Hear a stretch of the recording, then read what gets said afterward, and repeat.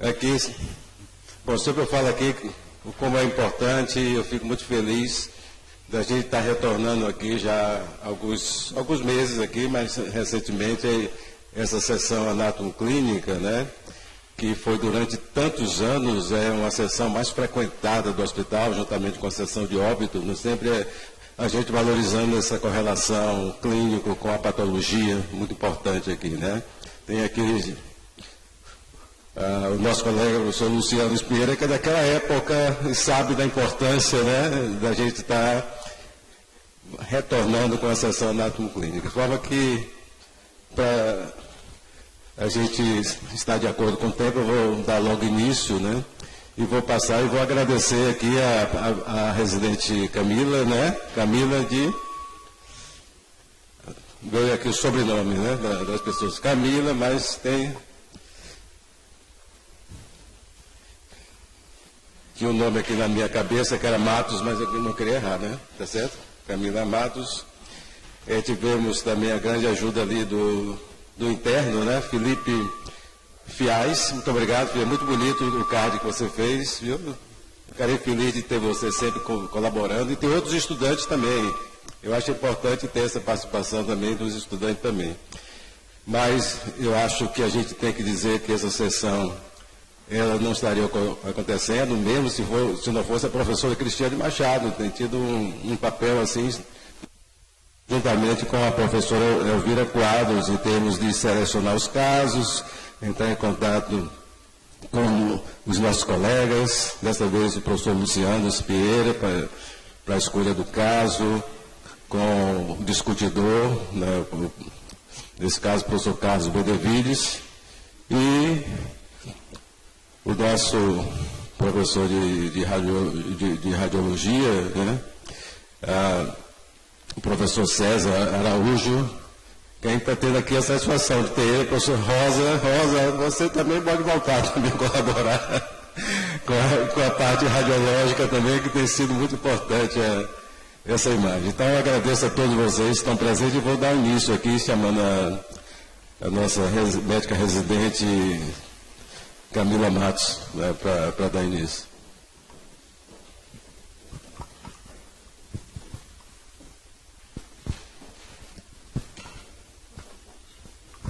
Bom dia, sou Camila Matos, residente de clínica médica do primeiro ano, e vou iniciar hoje a nossa sessão anatomoclínica do mês de julho. Bom, o nosso caso se trata de um paciente do sexo masculino, 26 anos, pardo, solteiro, tem ensino fundamental completo, é ajudante administrativo, ele trabalhava na loja de rações, natural e procedente de Capim Grosso, na Bahia. O motivo do internamento desse paciente foi um relato de tosse e dispneia há cerca de 20 dias, tendo início no dia 5 de março. Bem, em relação à história da doença, é informado que esse paciente era previamente ígido, não tinha nenhuma comorbidade prévia, e há cerca de 3 meses, isso foi no início de dezembro de 2023, ele passou a cursar com quadro de dor em região lombosacral. Tinha uma irradiação para membro inferior direito, sem fraqueza, parestesias ou outros sintomas associados. Essa dor progrediu em pior ao longo das semanas, até que interrompeu as suas atividades laborais. E ao final, né, do mês de dezembro. Ele alegava que a dor piorava a movimentação e melhorava com o repouso, e negou trauma ou febre associadas. Procurou a UPA no mesmo mês de dezembro e teve alta com um complexo de analgesias. Fez uso de heterococcib, fez uso de ciclobenzapina, codeína e corticóide injetável durante o atendimento. Ele referiu melhora da dor com o uso desses analgésicos. 2 meses após, já em janeiro, ele passou a cursar também de forma insidiosa com uma dor em hemitórax direito. Era uma dor em aperto, sem irradiações ou fatores precipitantes, além de uma dor em quadrante superior direito do abdômen.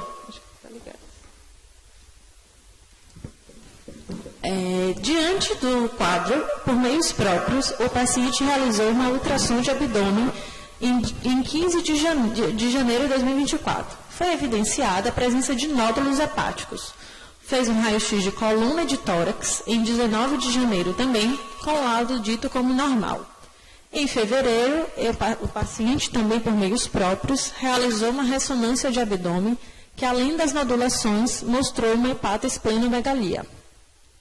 Nas semanas seguintes, ao longo de fevereiro e de março, ele teve uma resolução completa desse quadro de lombalgia e da dor abdominal, com o uso dos analgésicos, porém ele manteve dor torácica.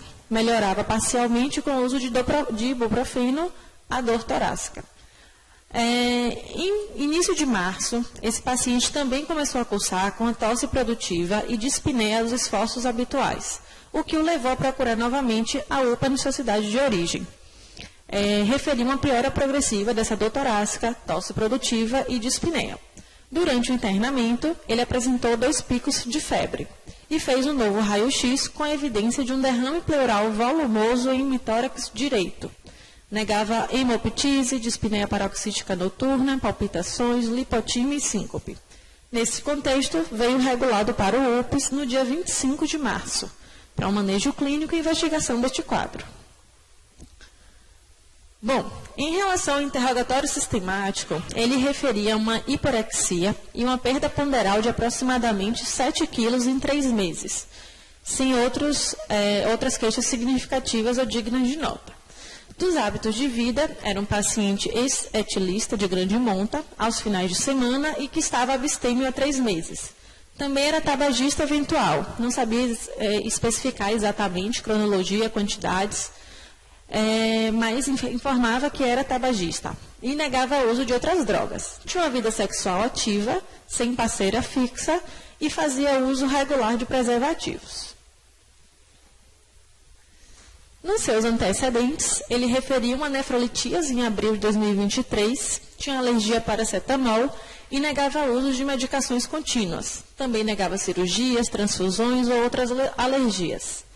A epidemiologia dele era positiva para a esquistossomose e era negativa para Chagas.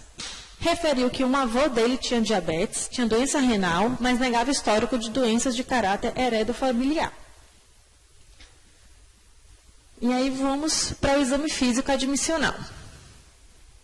No exame físico, o paciente tinha uma posição antálgica em decúbito lateral direito, referindo essa dor em tórax. Era vigílio, lúcido orientado, era descorado, tinha cerca de 2 cruzes em 4, aniquitérico e febril ao toque. Tinha uma frequência cardíaca de 122 batimentos por minuto, que eram rítmicos, cheios e simétricos, e uma temperatura axilar de 37,5. Não tinha lesões de pele, não tinha linfonodos palpáveis, não tinha turgência de jugular e tinha um tórax de conformação habitual com expansibilidade reduzida globalmente. O murmúrio era reduzido nos 2 terços inferiores do hemitórax direito e eram bem distribuídos à esquerda. No abdômen, chama atenção o fígado palpável a cerca de 4 centímetros do rebordo costal direito. O traube também estava ocupado. O exame neurológico do paciente era sem alterações e as extremidades também.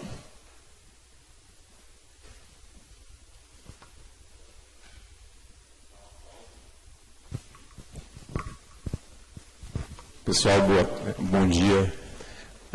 Podia meus queridos alunos descerem até ficar mais perto da gente aqui, se quiserem. E Lorenzo, descer um pouquinho aí, como é que vocês estão? Gente, então, contextualizar aqui o caso, eu preciso ficar aqui? Eu tenho que ficar aqui? Tem que ficar aqui. Eu sei que alguns de vocês até conhecem, porque passaram lá na nossa enfermaria, mas eu gostaria, dentro do exercício propedêutico, que vocês nos direcionassem o que é que tem nesse caso clínico para a gente pensar de suspeitas diagnósticas para um paciente jovem, previamente rígido. Então, eu vou chamar Lorenzo. Me diga aí, o que é que você acha? Só quero que você levante a priori os pontos que chamaram a atenção você no caso clínico, tá? O que é que você viu inicialmente, está na sua mão aí o papel, né? O que é que lhe chama a atenção dos pontos para você tentar reunir numa situação de suspeita diagnóstica? Até você poderia perguntar assim, como foi colocado mesmo ali para... Ela perguntou assim, como é que se faria a lista de problemas? E baseado na lista de problemas, o que é que você pensaria de suspeitas diagnósticas para o caso, e explicando a razão. Isso. Ele tentar puxar os pontos que chamam a atenção para você. Eu falei Lorenzo porque eu olhei que está na minha frente aqui, mas a gente vai conversar com todo mundo, tá bom? Otávio está ali atrás escondido, vai descer aqui, né, Otávio? Hein? Descer aqui para cá para a gente conversar, né? Então tá. Pois não, Lourenço, dá para... Acho bom o microfone aqui, né? Tem ou não?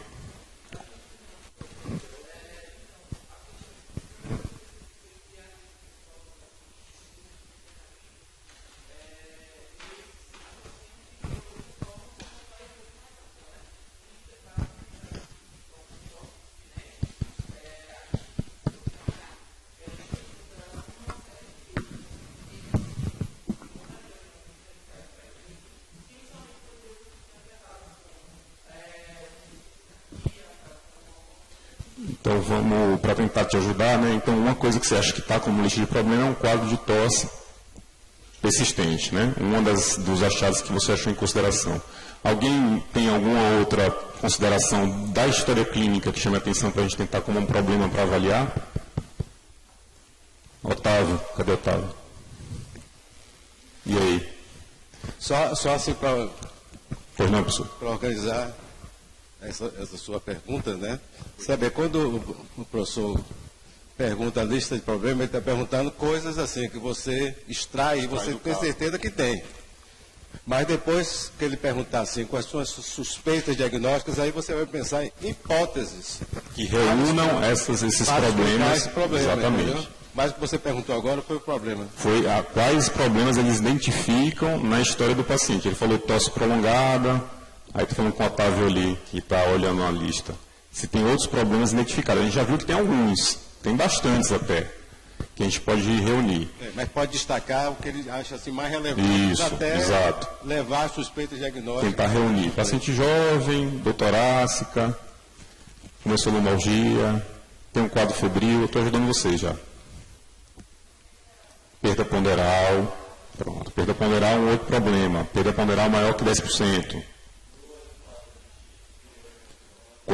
Dor em quadrante superior e dor torácica, né? Então tem um quadro álgico em vários locais, né? Então vamos... Torácica, ok. Então vamos dar o próximo passo. Então eu tenho tosse, febre, dor torácica, dor lombar, perda ponderal. O que é que vocês... Agora indo para algumas suspeitas, paciente jovem, o que é que vocês pensam que isso poderia, dentro do... O que é que você acha, minha querida? Voltando de férias, já o professor apertando o seu juízo, né?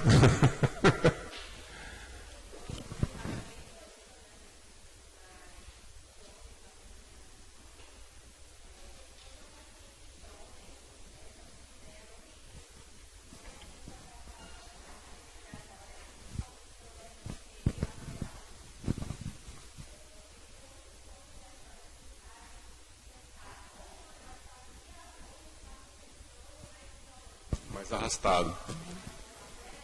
Perfeito. Ok. Vamos agora voltar para os pés. Deixa eu ver que a luz aqui está atrapalhando um pouquinho.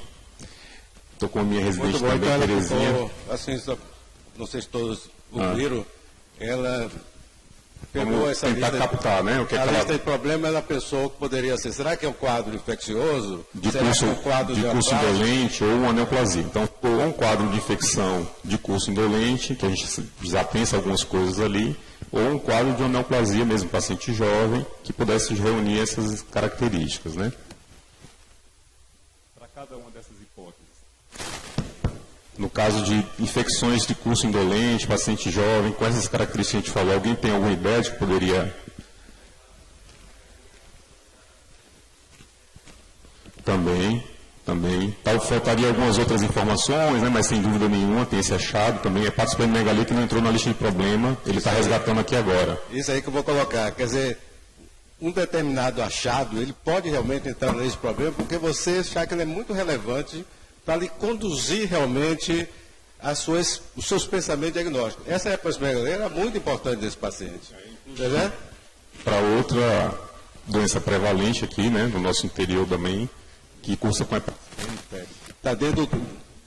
anemia, vou deixar para você colocar, não vou colocar, mas pegar essa hepatosplenomegalia é uma coisa importante em termos de problema, até porque realmente, quando a pessoa no quadro infeccioso, ela começar realmente a pensar nas suspeitas, eu acho que algumas possibilidades que Sem dúvida. Com certeza vão ser colocadas aqui para o professor, elas vão aparecer. Okay.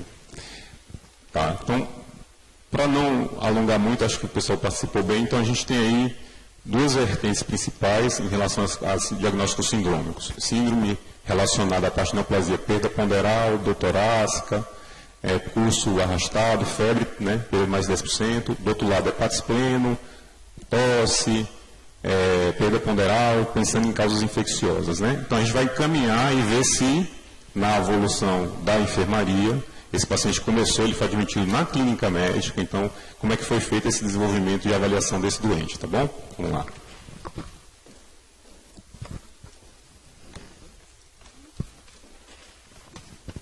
Bom, dando seguimento às discussões, foram realizados alguns exames de sangue nesse paciente, e o que chama a nossa atenção foi um HB de 6,8 e marcadores tumorais elevados. Então, ele tinha um LDH de 1.305, um beta-HCG de 4,7 e uma alfa-fetoproteína de 24.215, além de uma PCR elevada. Foram solicitadas sorologias que vieram negativas, sem demais alterações clínicas dignas de nota. Também fez tomografia de tórax, tomografia de abdômen, que será discutida posteriormente. Em relação à evolução, como o Dr. Fred nos informou, o paciente foi admitido inicialmente na enfermaria de clínica médica no dia 25 de março.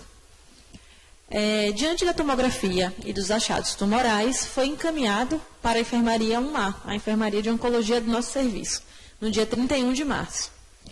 E foi realizada uma toraxentese de alívio e diagnóstica, assim como solicitada uma biópsia por radiointervenção no dia 2 de abril. Então, nesse contexto, o paciente já referia um discreto desconforto respiratório, mas ainda sem desaturações, sem necessitar uso de oxigenoterapia. 2 dias após, esse paciente começou a cursar com edema em face e em membros superiores, principalmente no membro superior direito, sendo identificado uma síndrome de veia cava superior, iniciado o uso de furosemida, anticoagulação profilática. No dia 5, a gente conseguiu fazer a biópsia guiada por tomografia. Também fizemos o ecocardiograma, que evidenciou um derrame pericárdico moderado. Durante o longo do mesmo dia, esse paciente cursou com piora do edema de face dos membros superiores, começou a cursar com uma dispneia significativa. Neste contexto, considerando uma emergência oncológica de síndrome de veia cava superior, um risco iminente de um tamponamento cardíaco, o professor vai falar melhor, né? A epidemiologia sugestiva, as imagens, foi iniciada a quimioterapia em contexto de urgência. Perfeito. Então, vou dar uma pausazinha aqui. Então, aqui, ó, a gente tem uma história que falou, não, a gente tem 2 caminhos. O caminho da infecção, curso indolente, febre, perda ponderal, dor torácica, tosse, e o caminho que vinha perda ponderal, mais de 10%, dor torácica, dor lombar, em muitos hepatite pleno e megalia. Dentro desse contexto, a parte de infecções, a evolução rapidamente nos tirou um pouco disso. Mas chamou mais atenção o quê? A gente está falando aí em cima, que havia um predomínio de sintomas do andar superior do abdômen, tóraco, né? Tóraco, a dispneia piorou, a derrame pleural, e evoluindo com uma síndrome, que é uma urgência oncológica, chamada síndrome de veia cava superior, que é caracterizada por edema de face, a macroglossia, a piora de dispneia. Assim sendo, é um novo problema. Então a gente precisa pensar dessa forma. Que aí vem, a patologia nos traz essas informações, a imagem vai trazendo as informações. Quais são as doenças que podem ter dentro da oncologia, esse diagnóstico? Aí é que a gente deu um passo adiante. Quais são os tumores, as neoplasias que podem evoluir com esse diagnóstico? Eu não sei se as imagens já estão na sequência. Essa aqui, né? Mas aí, agora já mudou um pouco. A parte infecciosa se esvaiu um pouco. Se eu pensar, hepatite pleno, febre, perda ponderal, poderia ser calazar? Agora não está com cara. Hepatite pleno, perda ponderal, febre, poderia ser tuberculose sistêmica? Agora parece que o negócio não caminhou muito por aí. Então agora que a gente vai ter que realmente entrar no caso e ver que diagnóstico oncológico nós temos. Tem 3 principais nessa situação, que a gente vai discutir, mas aí ficou em torno disso. Alguém tem ideia de quais seriam? Alguém que não conheça o caso, por favor, que eu sei que um monte aqui já conhece, teria ideia de uma lesão em abdômen superior, com veia cava superior, né, com síndrome de veia cava superior, curso rápido, paciente jovem, que neoplasias poderiam ser nessa característica, poderia evoluir dessa forma, alguém quer dar um... Terezinha, você conhece esse caso? Nossa querida residente, então não vai poder falar. Todo mundo ali conhece, né? Internou hoje ele. Não veio não, ia internar de novo. Tumor de Pancoast, ou seja, neoplasia pulmonar comprimindo cava superior. Ok, um bom diagnóstico. Alguém mais tem alguma outra ideia? Aqui tem um monte de residente meu aqui. Hã? Tumores germinativos, embora seja, né, de região germinativa, porque está no tórax, é uma outra variante. Os linfomas. Então, ok. Então, vamos seguir para entender melhor, depois a gente vai discutir isso mais minuciosamente.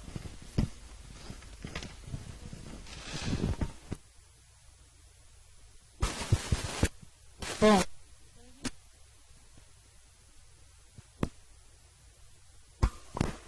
Oi? Acho que foi.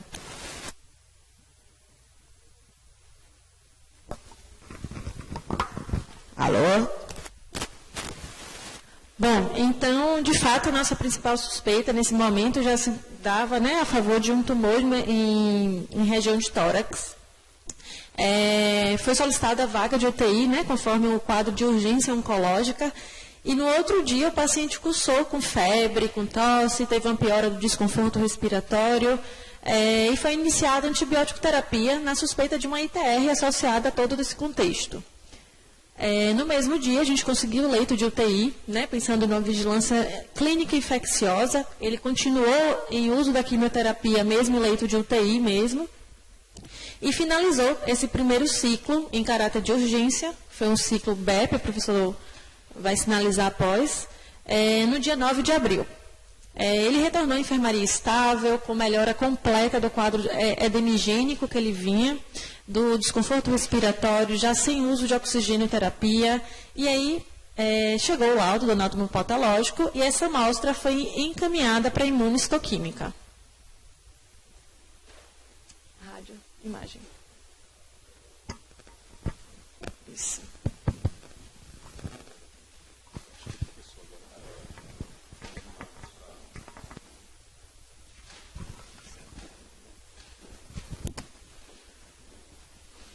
Bom dia, pessoal. Esse é um caso muito interessante. Eu queria rapidamente mostrar as imagens para vocês. A radiologia teve um papel preponderante, né? Teve um papel preponderante, então vocês vão ver a importância do método de imagem nesse contexto. Depois eu quero mostrar a vocês, se tempo houver, um roteiro estratégico para chegar a um diagnóstico. Eu não sei o diagnóstico, né? Eu não sei o diagnóstico. Sinceramente, eu não sei. Eu conversei até com a Camila, mas ela não me deu muita dica, não. Só balançou a cabeça. Cadê? Como é que passa aqui?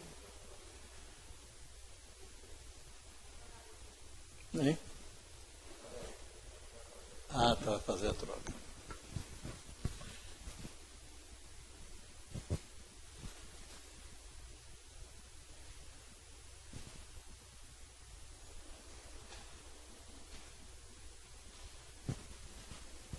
Muito bem, vamos voltar em modo de apresentação. Vocês observam que é uma volumosa massa, uma massa de origem mediastinal, associado a derrame pleural. É uma massa que tem uma densidade heterogênea, os limites são imprecisos, muito imprecisos. Ela tem componentes sólidos que captam o meio de contraste, tem componentes de baixa atenuação, não captantes do meio de contraste, e que me remete à possibilidade de haver uma degeneração cística desse tumor, né? Foi até descrito como uma lesão cística, mas é uma lesão sólida, predominantemente formada por processo necrodegenerativo. Vejam que aqui, na veia braquicefálica esquerda, já na confluência com a braquicefálica direita, você tem um trombo volumoso, né? tem um trombo volumoso facilmente reconhecível. Observe as repercussões que a massa promove nas vias aéreas superiores, no esôfago, e vocês vão ver deslocamento. Pode passar o próximo. Eu estou passando aqui. Olha as repercussões que a massa causa. Veja aqui a cava superior, né, com uma compressão expressiva. Né, compressão expressiva. Aqui é a raiz da aorta, tronco da artéria pulmonar.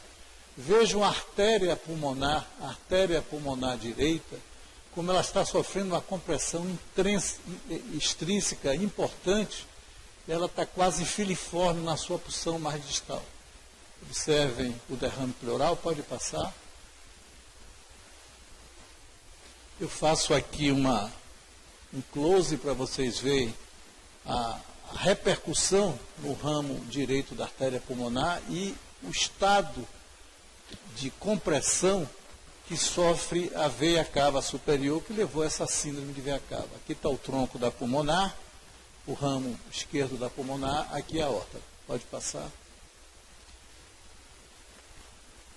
Vejam mais um outro detalhe, a massa com aquele aspecto heterogêneo, componente sólido e zonas de degeneração cística, e vejam o derrame pleural volumoso. Mas eu chamo a atenção aqui para vocês de uma veia pulmonar inferior, filiforme em função da compressão e da infiltração. A massa é uma massa de comportamento agressivo.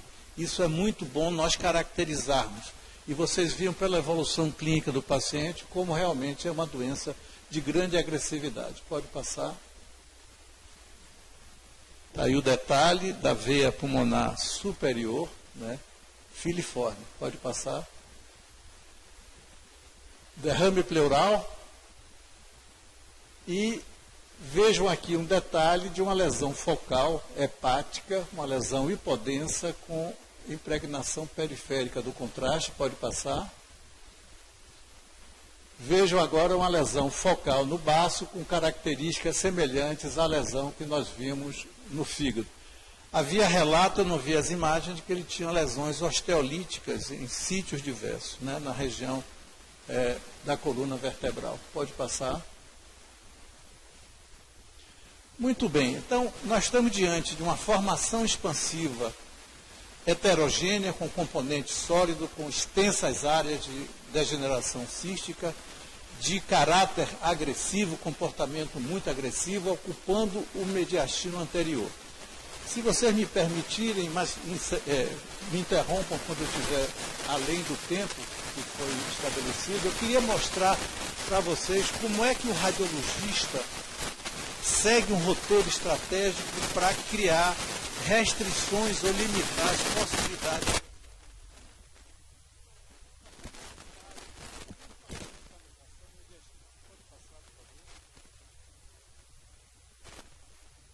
Antes disso, eu quero mostrar cada um desses métodos de imagem tem as suas funções. Geralmente, o telefone facilmente é conectado ao método radiológico convencional. Obviamente que as restrições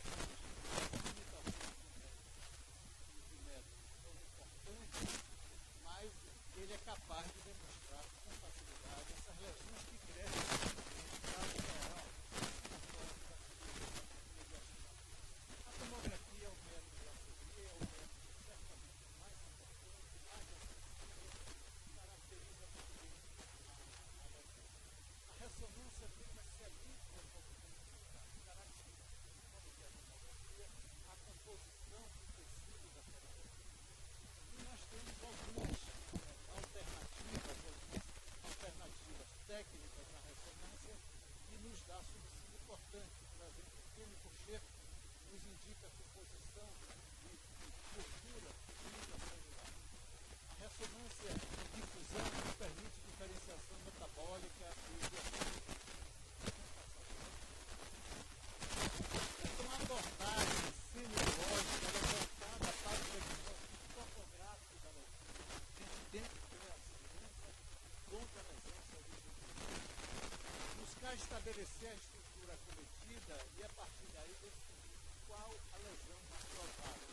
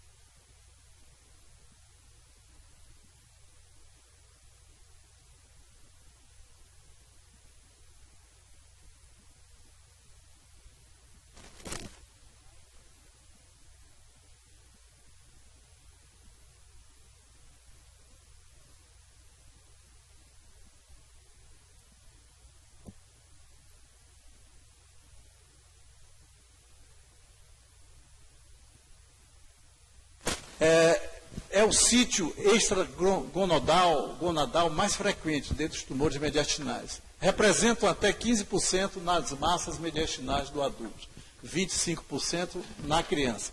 Raramente, muito menos frequentemente, ele ocupa o mediastino posterior. A classificação patológica é em teratoma, né, e os tumores não seminomatosos. Pode passar. O seminoma mediastinal é o mais comum dos tumores malignos de células germinativas. Ocorre numa faixa etária entre 10 e 39 anos, mais frequente nos homens. É uma massa de tecidos moles, uniforme, grande, com bordas lobuladas. Importante chamar a atenção que em 10% tem elevação do beta-HCG. As metástases são frequentes. Então, atenção para esse caso, porque essa possibilidade, porque nós identificamos metástase hepática, metástase no baço e metástases ósseas. Adiante. Veja o aspecto muito parecido com o caso que nós estamos discutindo de um seminoma mediastinal. Pode passar. Os tumores não seminomatosos são mais heterogêneos na sua composição. Existem frequentemente áreas de necrose, hemorragia e degeneração cística. Beta-HCG e alfa-fetoproteína são marcadores tumorais de extrema importância. Eu não tenho esses dados. Então, nós temos que pensar no teratoma, no tumor do saco vitelino, no coriocarcinoma e no carcinoma embrionário. Então, para mim, são as principais causas, as causas mais importantes são esses tumores de células germinativas, né? Seminomas e não seminomatosos. Pode passar. Eu consideraria, veja como aspecto superpõe perfeitamente com o caso que nós estamos discutindo. Pode passar, já estou terminando. E lembrando apenas a possibilidade de linfoma, principalmente o linfoma Hodgkin, e considerando um tumor que pode ser muito agressivo, características de imagem semelhante, né? Mais raro e que pega uma faixa etária bem mais elevada, que é o carcinoma tímico ou carcinoide tímico. Então, eu ficaria com essas possibilidades diagnósticas, mas dando ênfase nos tumores de células germinativas, pensando num tumor não seminomatoso. Muito obrigado.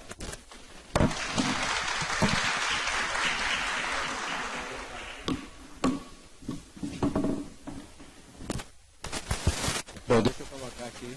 Estou achando excelente toda essa discussão. Veja a importância aqui. Você começa assim, ele coloca aqui, quais são a sua lista de problemas. Isso é muito importante, pessoal. Eu até sugiro a vocês, até ter alguns vídeos meus no YouTube, no Instagram, colocando essa questão de pensar em problema e caminhar para pós-diagnóstica. A gente é muito assim, é muito bonito o raciocínio diagnóstico, é muito traçoeiro. E a gente pode reduzir essa probabilidade de errar diagnóstico, né? Eu acho que é importante a gente ver por que a gente erra diagnóstico e essa maneira da gente ir pelo concreto que você sabe que é relevante e tem certeza que tem. Então foi destacado aqui, né, que ele tinha uma síndrome álgica envolvendo tórax, mas tinha dor em vários lugares, mas o tórax é o que chamava atenção e tinha falta de ar, né? Tinha uma hepatosplenomegalia importante, tinha falta de ar, tal. Não é verdade? Então veja como você raciocinou com probabilidade, porque ele pensou assim, a estudante pensou que podia ser infecção e pensou em neoplasia, né? Aí pensou em infecção e tinha uma hepatosplenomegalia ali. Mas repare, a hepatosplenomegalia estava junto com muitas coisas outras também. Quando ele botou assim, Calazar, mas puxa vida, esse quadro torácico dessa paciente não se Calazar, né? Aí está vendo que essa dor que era fora do tórax, tem várias explicações. Tinha uma hepatosplenomegalia nesse paciente, poderia estar dentro do abdominal, dor na lombar. Então as coisas, as probabilidades vão modificando, né? Vão sendo modificadas. Então, agora vocês veem o seguinte, essa discussão excelente, né? E a residente fez também uma apresentação muito boa do professor, que está sendo feita, aqui eu estou no meio de uma discussão, tá certo? Eu só estou querendo destacar uma coisa. O professor César, a professora Rosa, faz excelentes discussões aqui. Eles vêm de quem? De uma escola que é muito forte na parte clínica Então, para você chegar, e que é forte na parte radiológica, na parte de imagens, você foi. Então, nenhuma surpresa você ter, né, o estudante da Faculdade de Medicina que cresce na radiologia, que traga uma discussão clínica, na verdade, muito clínica, radiológica, aqui por caso. Então, aí dá conta por que a gente diz assim que o raciocínio clínico é a peça fundamental da formação médica. E que a integração do conhecimento é fundamental. Por que a patologia é fundamental? Eu valorizo demais. Quer dizer, a sessão de autoclínica tem que voltar, a sessão de óbito tem que voltar, né? E aqui a gente valoriza raciocinar clinicamente, aprender desde o primeiro semestre do curso de medicina. Isso é um crescendo, né? Até ser César, até ser, né, Carlos e Fred e tudo mais. Eu acho que tem isso aqui, pessoal. Eu queria fazer só isso aqui, só para destacar o que vem sendo feito. Não sei se seria quem viria aqui. Diga.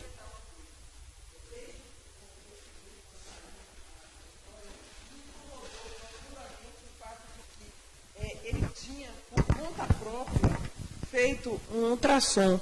Né? Ele, em momento nenhum, foi pedido uma radiografia de tórax para ele. Né? Ou pelo menos não está relatado aqui que foi pedido uma radiografia de tórax.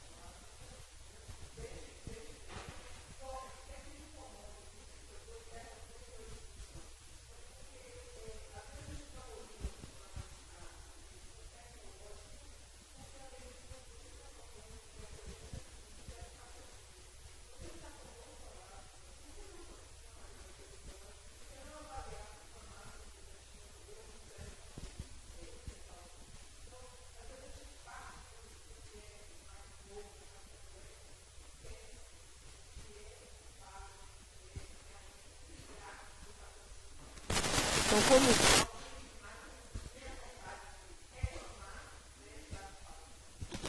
da inclusão do exame como parte dos achados. Muito bem colocado, o que já mudaria a sua lista de problemas logo no início. Né? Já mudaria a lista de problemas. O nosso raciocínio clínico seria muito melhor conduzido, né? E provavelmente os caminhos seriam abreviados. Né? Se você tivesse já esse problema trazido, aí já estava trazendo problemas para cá.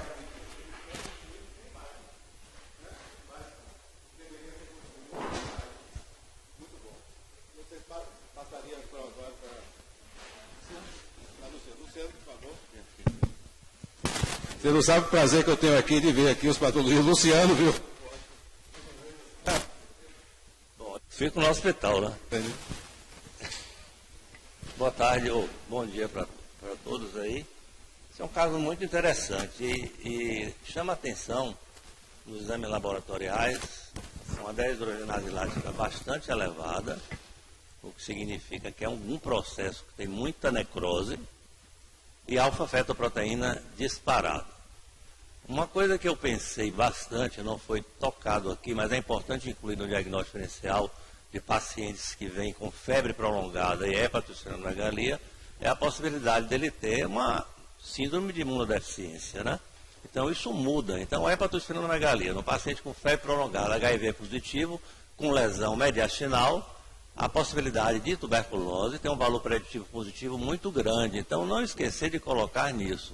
Né? Então é importante incluir doenças infecciosas no diagnóstico diferencial. Esse caso, na verdade, é um caso bastante clássico, que nós vamos mostrar as características principais, e o diagnóstico foi realizado sem grandes dificuldades, do ponto de vista anatopatológico. Depois eu vou explicar um pouquinho quais são as dificuldades que nós, patologistas, podemos nos deparar com esses tumores mediastinais de origem celular, que eu vou definir daqui a pouquinho. Então, vocês já observam aqui uma biópsia muito bem feita, de agulha, né? Aí quem fez a biópsia eu não sei, mas está muito bem feita. dá para ver aqui e aqui uma celularidade muito grande e aqui essas extensas áreas de necrose de coagulação. Então vocês veem aqui os pontinhos vermelhos, mas não veem o detalhe celular. É uma neoplasia que nesse campo aqui, vocês vão ver que ela vai mudando aos pouquinhos na medida em que a gente vai evoluindo na análise das outras partes da amostra, daí a necessidade realmente de uma biópsia de agulha boa. Eu posso dizer para você, o que é biópsia de agulha boa? Uma biópsia de agulha boa é aquela biópsia que mede pelo menos 1,5 centímetro de comprimento.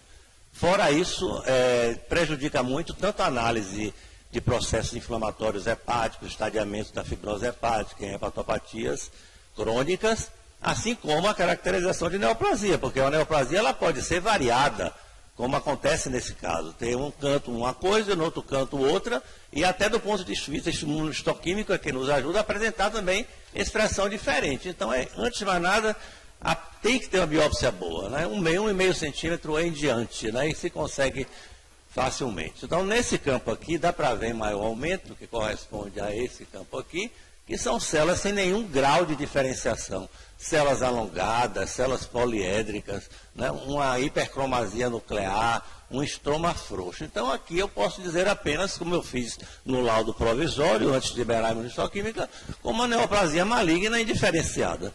Foi o que foi feito, né? Pode passar. Em outras áreas, né, você vê, além das células... Cadê? Está aparecendo aqui? Tá. A bateria não está ligando, não. Tá, tem outra aí? Essa bateria aqui não está funcionando, não. Tem outro? Bom, então deixa. Vocês veem na parte de cima, nos dois slides de cima, que as células já são um pouquinho diferentes, né? São células mais seminoma-like, quer dizer, semelhantes a seminomas, são células mais regulares, redondinhas, né? Mais agrupadas, e essa parte de baixo aqui, ó, eu poderia pegar aqui para vocês e ensinar esse caso aqui, esse campo aqui, como um provável coriocarcinoma, né? De células trofoblásticas extremamente atípicas, né? Então você vê que é uma neoplasia. Quando a gente tem uma neoplasia assim, com essa apresentação tão anárquica do ponto de vista morfológico e variada, nós vamos pensar em algo germinativo, em algo que venha de uma célula ainda pluripotencial, que não tem uma diferenciação assumidamente clara, né? E aí precisa resolver a imunohistoquímica. Mas, para nossa felicidade, lá adiante, pode ir. Vocês vêm aqui nas setas, né? Apontando, pô, pena tá, vocês projetou esse negócio. Vocês veem aqui uma pseudopapila, tá vendo? Como se fosse uma projeçãozinha. No centro tem um vasinho, né? Isso se repete aqui em cima, realmente não está acendendo.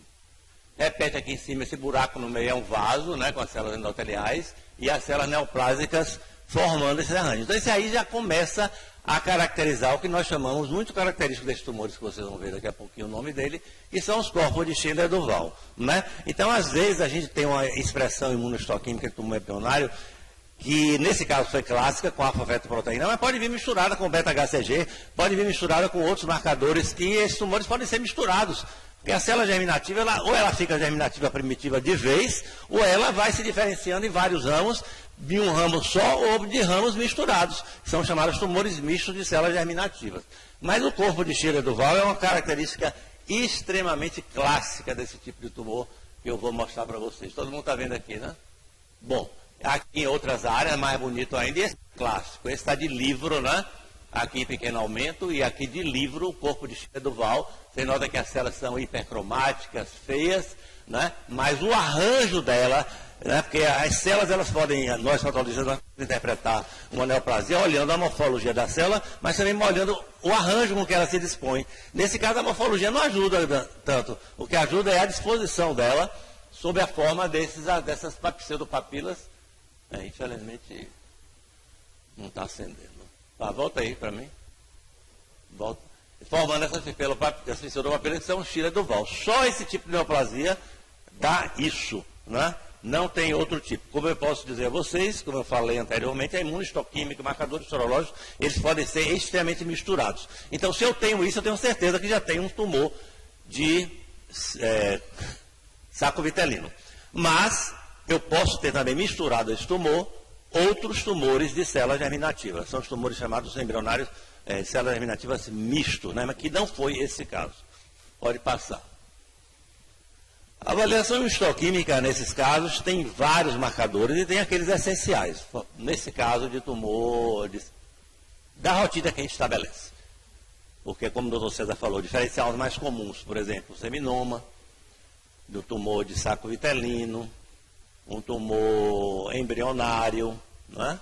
E assim por diante, que são os tumores mais agressivos. Então, a agressividade é muito importante do ponto de vista radiológico e até na localização pré-vascular, como é pré-vascular, intermediário, né? E perivertebral, né? E aí você, se tiver agressão, infiltração, você já, como é que chama, pensa em algo maligno, né? Além da dehidrogenase lática que estava estourada nesse caso. A avaliação histoquímica básica pode passar. Esses tumores, eles expressam citoceratina, né? Vocês veem aqui a citoceratina policlonal, toda expressada aqui, o que tem de marrom, os núcleozinhos de azul. Então, ele é uma característica dele, mas não só desse tumor. Podem outros tumores embrionários expressar citoceratina, só que não é tão forte. Então, aí é outro tipo de análise que a gente usa. Como é um tumor de células germinativas, às vezes você pode ter no tumor de saco vitelino uma expressão de beta-HCG, sem que ele tenha um seminoma. Mas aquilo é uma expressão isolada, focal e não consistente. Porque célula germinativa pode dar tudo. Mas nesse caso, já olhando o corpo tireoidal, a gente já garante que é um tumor que tem o componente principal dele de saco vitelino. Então ele é consistentemente positiva, mas não é exclusiva desse tipo de tumor. Pode passar. Alfa-fetoproteína, você vê quanto alfa-feto? 24 mil, quer dizer, elevadíssimo, né? Então vocês veem aqui em marrom, todo ele, inclusive o corpo tireoidal, como está lindo ali, é positivo em até 70% dos casos. Então você vê, olha que coisa interessante, né? Você vê, e os outros 30%, eu faço o quê? Você relaciona, patologia é correlação. Até quando eu era professor, não sei se tem alguém, aluno meu aqui, nos meus últimos 8 anos, meu curso era 100% PBL. Eu não botava patologia, eu botava raciocínio clínico patológico, né? Então, é a correlação, não esquecer nunca disso. Vai adiante. CD117 é um marcador que dá positivo nesses casos, mas não é específico também. Na realidade, o CD117 é muito mais utilizado na rotina da gente de oncológica de GIST, aquele tumor gastrointestinal estromal, né? Mas pode dar positivo também aí, pode passar. O outro tumor, CD30, olha aí que coisa interessante. Cezinha falou de linfoma, né? Entendeu? Então, às vezes, pode dar CD30 positivo. CD30 positivo é um marcador linfomatoso, principalmente tumores de Hodgkin, né? Linfomas de Hodgkin. Mas aí que eu digo, a gente não tem que olhar isoladamente cada marcador. Primeiro é a inotoxilina e a eosina, isso é fundamental. Para partir daí você pedir os marcadores corretos. Senão você pede 30 marcadores, o custo vai lá para cima e você não chega a nada. Absolutamente nada. Nesse caso, CD30 positivo, vamos supor se fosse CD30 positivo focal. Não mudava nada para mim, nesse caso. Não podia ser difuso, né? Adiante. A fosfatase alcalina placentária é um tumor importante, seminoma, que Cezinha falou aqui, né? Seminoma é um tumor frequente nessa faixa etária também, mas a fosfatase alcalina placentária, ela é constantemente positiva, nesse caso foi negativa, mas pode ser, você lembra aquelas células feias que eu mostrei ali, que pareciam trofoblastos? Ela pode ser positiva focalmente ali, mas não quer dizer nada. Absolutamente nada, pode ir.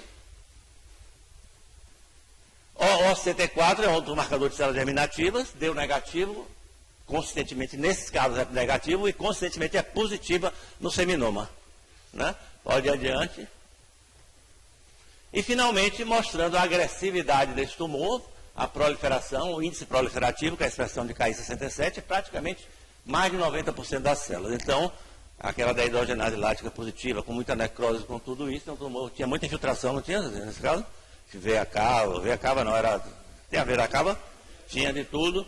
Então, isso corresponde também com a agressividade desse tumor embrionário altamente maligno. Como vocês viram na apresentação de César, ele mostrou tumores embrionários e outros vários tumores também benignos, como, por exemplo, teratoma, mas teratoma pode ter seu componente maligno, né? E assim por diante. Né? O timoma pode ter o seu componente maligno e assim por diante. Mas o conjunto desse caso é um caso muito clássico, muito fácil de resolver.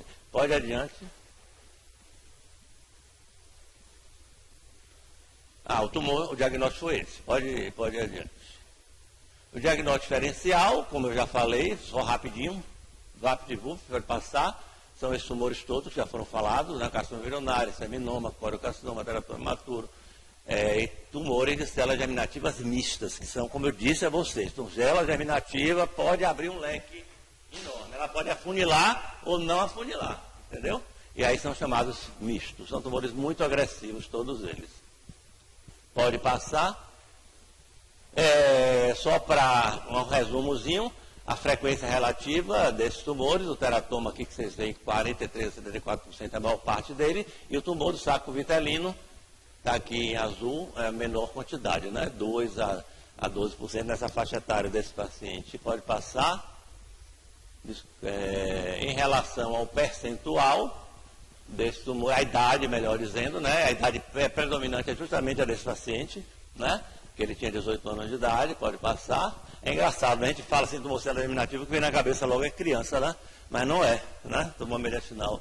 E o compartimento predominantemente anterior, mediano, posterior, que você já falou sobre isso. E múltiplo, né? Você pode ter. Nesse caso aí, você deu para definir se era, ou já era todo tomado o compartimento? Deu para anterior, deu para definir, né? Não, no meu caso deu para definir, porque ele está tão grande assim que eu pensei que ele tivesse infiltrado tudo. Ah, entendi. Eu vi, aí dá para distinguir. Pô. Pronto, vai passar, acho que terminou. Obrigado.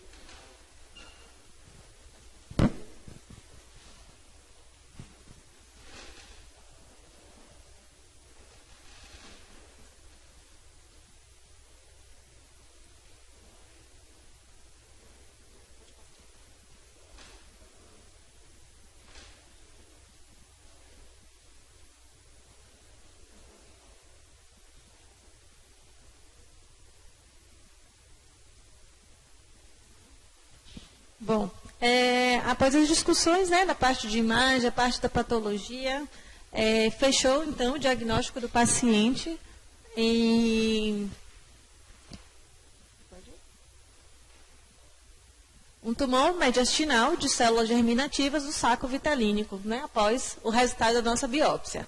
O tratamento instituído foi uma quimioterapia em esquema BEP, o Dr. Fred vai sintetizar posteriormente, em 4 ciclos, tendo iniciado no dia 5 do 4 em quarata de urgência oncológica, e finalizado este mês, em dia 1º de julho.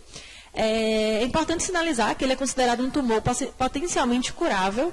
A resposta clínica do paciente foi de total resolução do quadro respiratório, o paciente cursou sem desconforto respiratório, sem tosse, sem dor torácica, sem dispneia, total resolução do edema também associado à compressão de veia cava superior, e houve uma diminuição dessa massa, uma massa que inicialmente chegou a 17 por 15 e 11, no último exame realizado já estava de 11,7 por 7,6.